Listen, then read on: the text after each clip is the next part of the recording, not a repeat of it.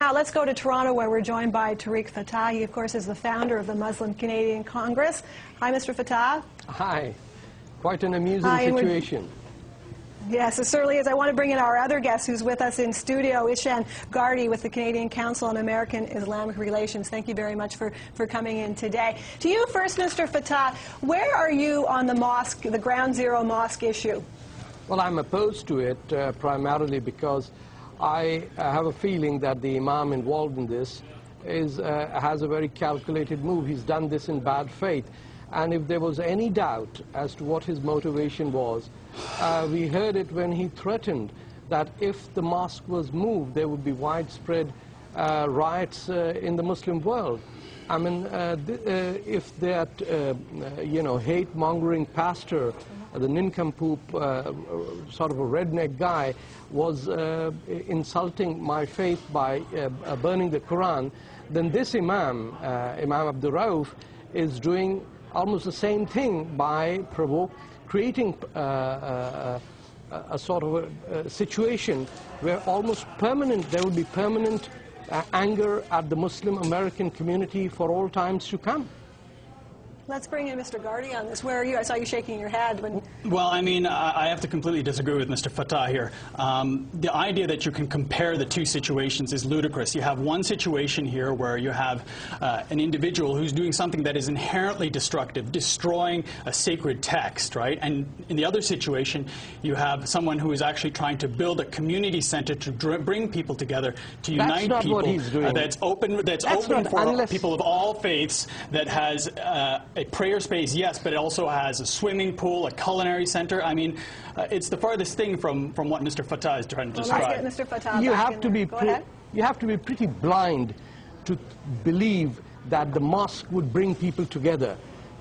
Nothing has brought more division in the American population than the idea of the Ground Zero mosque and the shenanigans of the realtor more than the imam, who has gone on. It's a $100 million deal. Anyone from Republicans to Democrats to 70% of the population in the United States has said, we want this to be moved. For someone like Imam Abdul Rauf to come on television and say that if we move the mosque, there will be widespread riots in the Muslim world, just tells you that there is blackmail going on. Okay, Mr. Gardee, go ahead. Well, Jane, this is what Mr. Fatah is describing is that these are two incidents which are symptoms of a larger problem, a cause, if you will, which is the unrelenting and uninhibited Islamophobia and Muslim bashing that is just par for the course south of the border, and that just seems to be unrelenting. So that's the cause of this. These are just the symptoms. No, this is absolute fear. This is fear-mongering, Jane. The most popular person. Just a second.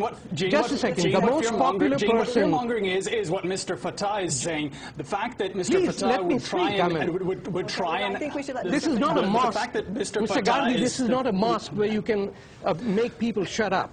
The most popular man in the United States. I'm not trying to make people shut up. I'm trying to make a point here. You're not letting me speak. Let Mr. Fatah make his point first. Go ahead. The most popular man in the United States is Muhammad Ali, the boxer. The most highest-selling poetry in that country is by a Muslim, Rumi. You got Ali Walshi on CNN. You got Fareed Zakaria. The best-selling author in the United States is Khalid Hosseini. And on top of that, these organizations that are United States-based, like Mr. Gardee's, that have been depicted by the U.S. State Department as unindicted co-conspirators in a terror trial, they are constantly beating the drum that there is Islamophobia. They're feeding a victimhood mentality that comes out again and again. And after 10 years, I think most Americans have had it. They don't want to put up with this nonsense. Well, let's get Mr. Gardee in there, because clearly he's got a point of view here. What Mr. Fatah is suggesting here is the fact that, if you agree with the fact that Muslims should not be building this center here in New York, then what you have to also agree with is the fact that Muslims collectively bear some responsibility for what happened at 9/11, which is just simply a ludicrous type of assertion. The question then becomes, how far away from the Ground Zero how far is the Muslim-free zone, right? Yes, how far away is it? How far is good enough? I'll give you an answer. Because your organization has been propagating the Sharia in the United States and Canada You've been defeated in Canada in that, but Imam Rauf still maintains the Sharia index complex that he wants. You folks are unwilling to distance yourself from the doctrine of armed jihad. You have American and Canadian young Muslims being fed the notion that this is Darul Harb, this is an enemy country, and it is not surprising that in Ottawa, in Toronto 18, the Nidal Hassan case, the Times Square bomber, we have young Muslims who are hell-bent on attacking Western civilization. And to back them, these American-based Islamic organizations constantly say that Sharia law should be brought to the United States. Why don't you come up openly and say that Sharia has no place in a Western society? Okay, let's get Mr. Gardee in there quickly. Well, I mean, what Mr. Fattah is again doing is that he's again trying to turn the blame on the victims here, right? He's claiming a victimhood mentality, but he forgets that Muslims also died on 9/11. I'm Muslims asking were about also Sharia the victims law. that same day. Don't right? spin me. So, I mean, Don't give the a fact spin that to he's me. the fact that Tariq is trying to turn this around and actually make it out that the victims in this situation, the Muslims in Florida, right, are bringing this on themselves is absolutely ludicrous. That's a lie. Completely I never ludicrous. said that. That's a lie. I'm asking a direct question to you, Mr. Gardee.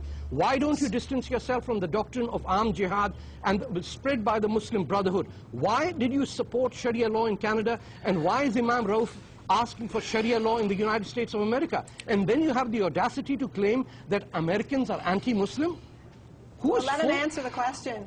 Yeah, no, Mr. Fattah is just, again, trying to throw around innuendo and assertion and just these ideas without any substantiation. Well, he's making allegations, and he continues to make allegations without providing any substantiation behind this. Sharia and law he's doing in Canada. he's doing exactly what the right-wing anti-Muslim Islamophobes do in the United States. He's basically parroting the exact same thing, which basically shows that he represents a fringe organization and a fringe view that's just out of touch with what mainstream Muslims I am believe. asking a direct question to you. Why don't you distance yourself from Sharia? Why don't you say... We're out of time. These are the jihadis that you have to deal with. We're out of time right now. I mean, it's a very divisive topic, obviously. We'll be watching to see what happens tomorrow at the anniversary. I have to thank you, gentlemen, for coming in and debating the issue and enlightening us on it. I really appreciate it.